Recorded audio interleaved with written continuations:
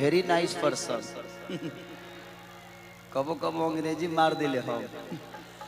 Very nice, बहुत बढ़िया। English बोलिए जन खेसारी भैया, इंग्लिश मार दिया।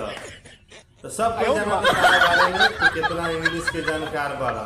तो इंग्लिश बोला जान, इंग्लिश बीच बीच में मार देवल घर। हाँ तो दोस्तों नमस्कार प्रणाम।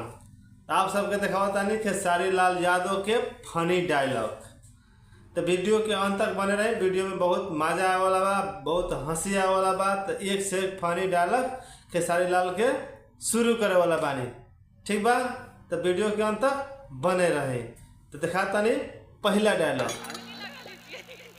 गले लगा लो, देखो हम शादीशुदा हैं, हम यहाँ गले लगाएंगे, इसका रिएक्शन मुंबई चला जाएगा।